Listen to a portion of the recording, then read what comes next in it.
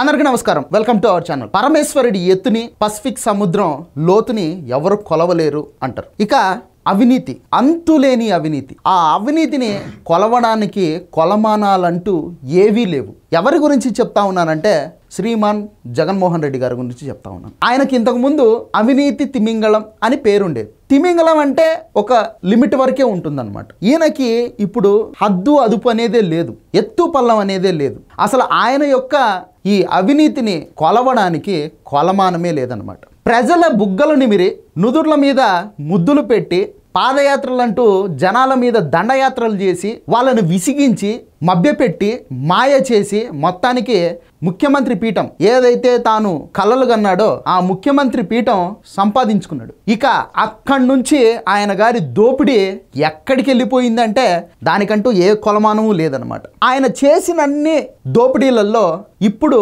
భారీగా బయటకు వస్తూ ఉండేది మద్యం స్కామ్ అనమాట. ఈ మద్యం స్కామ్ గురించి డైలీ వస్తూ ఉండేటటువంటి వార్తలు వింటూ ఉంటే ఏదైతే ఈ సిట్ అధికారులు విచారణ ద్వారా తెలుసుకున్నటువంటి విస్తుపోయేటటువంటి నిజాలను తెలుసుకుంటా ఉంటే ప్రజలకు బుర్ర పైనుంచి అట్టే వెళ్ళిపోతా ఉంది. ఆ రేంజ్లో దోపిడీలకు పాల్పడ్డారు. అసలు భూమి మీద లేనటువంటి కంపెనీలు, పేపర్ మీద మాత్రమే ఉన్నటువంటి కంపెనీలు అనమాట. సేమ్ యాజ్ యూజువల్ అప్పట్లో జగన్మోహన్ రెడ్డి గారు వాళ్ళ నాన్నగారు ముఖ్యమంత్రిగా ఉన్నప్పుడు ఏదైతే షెల్ కంపెనీలు అంటారు చూసారా, అంటే అవి ఫిజికల్గా ఉండవు, కేవలం ఈ పేపర్ల మీద మాత్రమే ఉంటాయి అన్నమాట.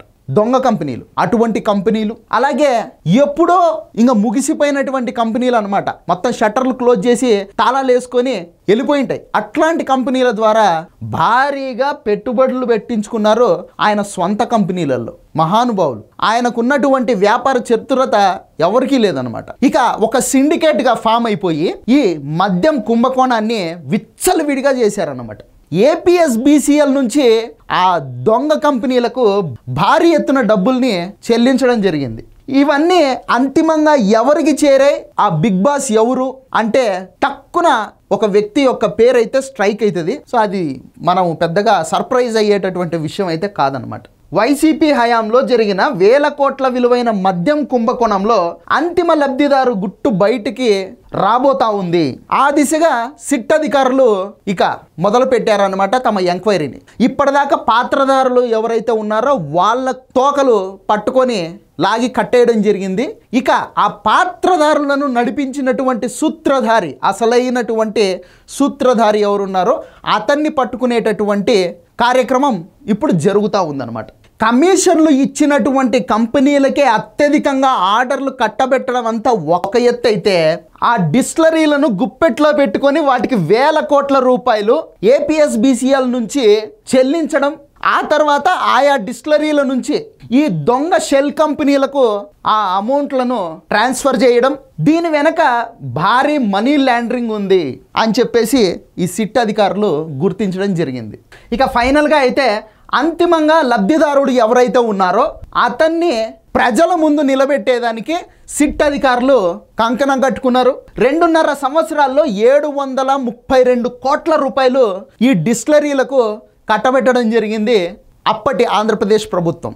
2019లో జగన్మోహన్ రెడ్డి గారు ముఖ్యమంత్రి అయిన తర్వాత మద్యం పాలసీస్ని తీసుకొచ్చారు. ఆయన మద్యం పాలసీ తీసుకొచ్చిన కొద్ది రోజుల్లోనే ఆదాన్ డిస్టిలరీస్ అనేది పుట్టిందనమాట.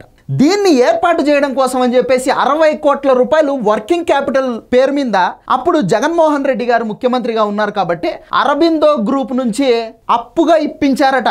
దీన్ని సిట్ అధికారులు తెలుసుకోవడం జరిగింది. మద్యం కుంభకోణంలో ప్రధాన నిందితుడైనటువంటి రాజ్ కసిరెడ్డి ఈ కంపెనీని ఫ్లోట్ చేశారు. తన తోడల్లుడు ముప్పిడి అవినాష్ రెడ్డి, బంధువులు సన్నిహితులైన అజ్మీరా, రవి, చెన్నుపాటి గణేష్, చందుల ద్వారా ఈ డిస్టిలరీ వ్యవహారాలని ఈ రాజ్ కసిరెడ్డి నడిపించడం జరిగింది. మద్యం ఉత్పత్తి చేయడం కోసం అని చెప్పేసి ఈ ఆదాన్ డిస్టిలరీస్కి ఎటువంటి వ్యవస్థ లేదు. మౌలిక సదుపాయాలు కావచ్చు, ఆ మద్యం ఉత్పత్తి చేయడానికి కావలసినటువంటి యంత్రాలు కావచ్చు, ఈ ఆదాన్ డిస్టిలరీస్కి లేవు. విశాఖ డిస్టిలరీస్, పిఎంకే డిస్టిలరీస్ లాంటి మరికొన్ని డిస్టిలరీస్ని అధికారం అడ్డం పెట్టుకొని వాటన్నిటిని బెదిరించి గుప్పిట్లో పెట్టుకొని సొంత బ్రాండ్లు తయారు చేసింది ఈ ఆదాన్ డిస్టిలరీస్. ఇలాంటి కంపెనీకి 2020 మే నుంచి 2022 డిసెంబర్ మధ్య 2.5 సంవత్సరాల వ్యవధిలో దాదాపు 732 కోట్లు ఆంధ్రప్రదేశ్ ప్రభుత్వం చేత జగన్మోహన్ రెడ్డి గారు ఇప్పించడం జరిగింది. ఇక ఈ ఆదాన్ డిస్టిలరీస్కి సంబంధించినటువంటి ఖాతాలన్నింటినీ, ఏదైతే బ్యాంకు ఖాతాలు ఉంటాయో దానికి సంబంధించినటువంటి ట్రాన్సాక్షన్స్ అవన్నిటినీ చెక్ చేసినటువంటి సిట్ అధికారులకు బుర్ర పనిచేయడం కూడా మానేసిందంట. ఎందుకు అంటే అసలు ఉనికిలోనే లేని పలు కంపెనీలకు ఈ సంస్థ నుంచి భారీగా డబ్బులు చెల్లించడం జరిగింది.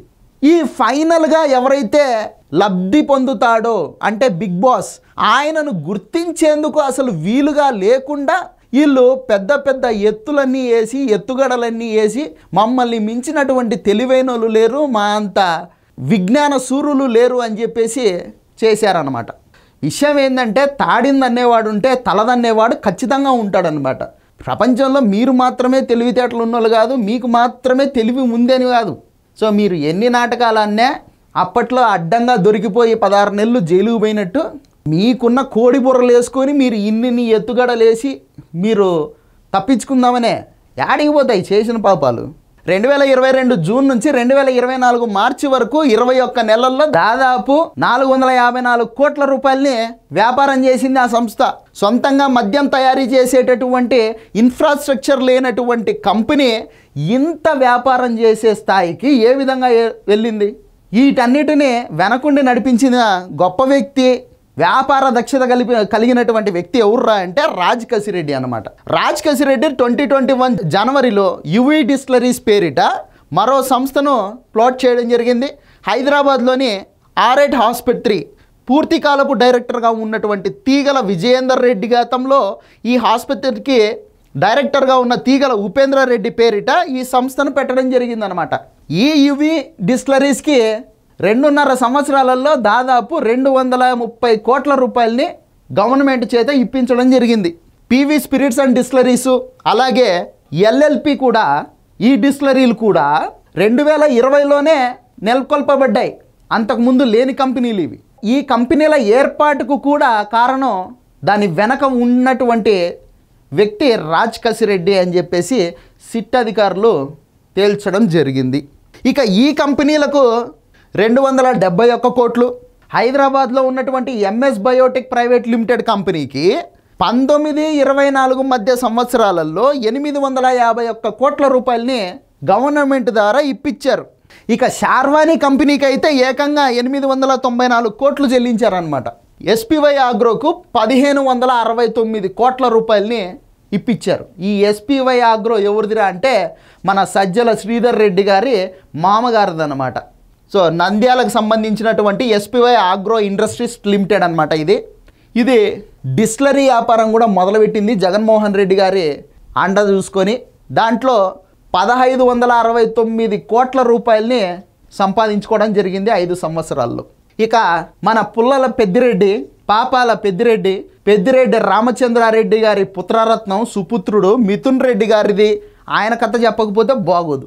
మిథున్ రెడ్డి గారికి సంబంధించినటువంటి పిఎల్ఆర్ ప్రాజెక్ట్ ప్రైవేట్ లిమిటెడ్ ఖాతాలోకి 2021 సంవత్సరంలో డీకాట్ లాజిస్టిక్స్ ద్వారా 5 కోట్లు జమ అయింది. ఇక బంగారం రూపంలో వీళ్లకు కమిషన్లు ఏ రేంజ్లో వెళ్ళినాయంటే దాదాపు 1472 కోట్ల రూపాయలు కేవలం బంగారం రూపంలో వీళ్లకు కమిషన్ల ద్వారా వెళ్ళినాయి అన్నమాట. బుగ్గలు నిమిరి, నుదుర్ల మీద ముద్దులు పెట్టి, నెత్తి మీద చేతులు పెట్టి, ఊరూరా పాదయాత్రలు అని చెప్పేసి, ఓదార్పు యాత్రలు అని చెప్పేసి ఇష్టం వచ్చినట్టు రోడ్లు పట్టుకొని తిరిగే వాడిని వాళ్ళ అమ్మగారు వచ్చి నా బిడ్డకు ఒక ఛాన్స్ ఇవ్వండి, వాళ్ళ చెల్లెలు గారు వచ్చేసి మా అన్నకు ఒక ఛాన్స్ ఇవ్వండి, చాలామందిని చూశారు, మా అన్నయ్యని కూడా చూడండి అని చెప్పేసి, ఇక ఆయన గారు ఏమో కోడికత్తితో పొడిపించుకొని బాబాయ్ మటర్ని తీసుకొని వచ్చి నెత్తి మీద వేసుకొని ఇదిగో చంద్రబాబు చేశాడు, ఇదిగో చంద్రబాబు చేశాడు, ఇదిగో చంద్రబాబు చేశాడు అని చెప్పి డ్రామాలాడి ఇన్ని నాటకాలను ఎమోషనల్గా ఫీల్ అయిపోయి ఒక ఛాన్స్ ఇచ్చినటువంటి ప్రజలారా, ఇదిగో మన నెత్తి మీద ఇన్ని వేల కోట్ల రూపాయల శటకోపం పెట్టాడు చివరికి పెద్ద మనిషి. మళ్ళా ఈయన గారు బెంగళూరులో కూర్చొని అప్పుడప్పుడు విజిటర్గా ఆంధ్రప్రదేశ్కి వచ్చి ఆ తాడేపల్లి ప్యాలెస్లో కూర్చొని నీతి కబూర్లు చెప్పేసి పోతూ ఉంటాడనమాట.